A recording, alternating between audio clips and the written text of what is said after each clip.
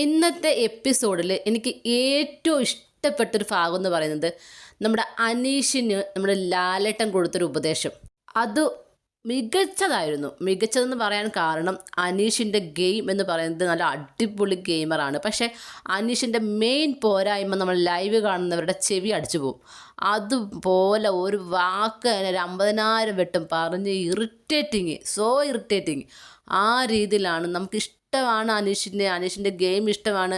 അനീഷ് പറയുന്ന പോയിൻറ്റ്സ് എനിക്കിഷ്ടമാണ്. പക്ഷേ പറയുന്ന വാക്കുകൾ പിന്നെയും പറയുക, മറ്റുള്ളവർക്ക് പറയാൻ അവസരം കൊടുക്കാതിരിക്കുക, മറ്റുള്ളവർ എന്തെങ്കിലും പറയാൻ വരുമ്പോൾ അവരെ അവഗണിച്ച് പോവുക. ക്യാപ്റ്റനായ സമയത്താണെങ്കിൽ സത്യം പറഞ്ഞാൽ അവിടെയുള്ള ഒരു മനുഷ്യന്മാരുടെ ഒരു കാര്യം കേൾക്കാൻ അനീഷ് പോയിട്ടില്ല.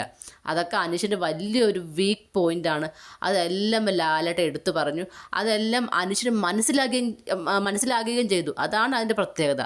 ചിലവർക്ക് എന്താ ഇങ്ങനെ പറയുന്നത് എന്നുള്ള തോന്നും, പക്ഷേ അനീഷിന് അത് മനസ്സിലായി പോയിട്ടുണ്ട്. മാത്രമല്ല അനീഷിൻ്റെ ഒരു വീഡിയോ എടുത്ത് കാണിച്ചു കൊടുത്തപ്പോൾ പറയുന്നുണ്ട് എനിക്ക് തന്നെ അത് ശരിയായില്ലെന്ന് തോന്നിയെന്ന്.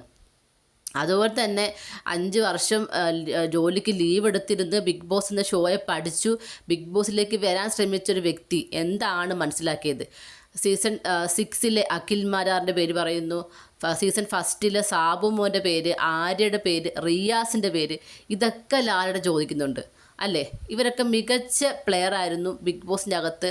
അവിടെ കരഞ്ഞു, അവരുടെ ഇമോഷൻസ് മൊത്തം കാണിച്ചു, ദേഷ്യം, എല്ലാവരോടും എങ്ങനെ ബിഹേവ് ചെയ്യുന്നത് കാണിച്ചു, സ്നേഹത്തോടെ ബിഹേവ് ചെയ്യുന്നത് കാണിച്ചു. അവർ മറ്റുള്ളവർക്ക് സ്പേസ് കൊടുത്തിട്ടുണ്ടായിരുന്നു, മറ്റുള്ളവർ പറയുന്ന കേൾക്കാനുള്ള സ്പേസ് കൊടുത്തിട്ടുണ്ടായിരുന്നു. വിട്ടുവീഴ്ച ചെയ്യേണ്ട ഭാഗത്ത് ഇവർ വിട്ടുവീഴ്ച ചെയ്തു. അങ്ങനെ അവർ വിട്ടുവീഴ്ച ചെയ്തത് കൊണ്ടാണ് പ്രേക്ഷകർ അവരെ ചേർത്ത് പിടിച്ചത്. അതുകൊണ്ടാണ് അവർ ഓരോ സീസണിലെ വിന്നറായി മാറിയതും പ്രേക്ഷകർക്ക് ഇഷ്ടമുള്ള ആളുകളായി മാറിയതും അല്ലേ? അങ്ങനെ ചെയ്യാൻ വേണ്ടിയിട്ട് ശ്രമിക്കണം എന്നാണ് നമ്മുടെ ലാലേട്ടൻ പറഞ്ഞു കൊടുക്കുന്നത്. അങ്ങനെ ചെയ്യാൻ അനീഷിന് കഴിയട്ടെ, നല്ലൊരു പ്ലെയർ ആവാൻ കഴിയട്ടെ, നല്ല രീതിയിൽ ചെയ്യാൻ ഒരു കഴിവുള്ളൊരു മനുഷ്യൻ തന്നെയാണ് കേട്ടോ അനീഷ്. കാര്യം നല്ല വിദ്യാഭ്യാസമുണ്ട്, വിവരം ബോധമുള്ള മനുഷ്യനാണ്. നമ്മൾ പല റിയാലിറ്റി ഷോയിലും ഒക്കെ പോയി പങ്കെടുത്തതായിട്ട് നമ്മൾ കാണുന്നുണ്ട്. പിന്നെ പൊതുവെ ആളുടെ രീതികൾ, സംസാര രീതിയൊന്നും ഇങ്ങനെയല്ല. അനീഷിനൊരു യൂട്യൂബ് ചാനലുണ്ട്, അതിൽ അനീഷിൻ്റെ സംസാരവും രീതികളൊക്കെ നമുക്ക് മനസ്സിലാവും. അപ്പോൾ ഇതൊരു ഫേക്കായിട്ട് നിൽക്കുകയാണ് അനീഷ് ഇവിടെ. അത് വേണ്ട, ആ ഫേക്കേ വേണ്ട. അനീഷ് റിയലായിട്ട് നിന്നാൽ പ്രേക്ഷകർക്ക് ഇഷ്ടപ്പെടും.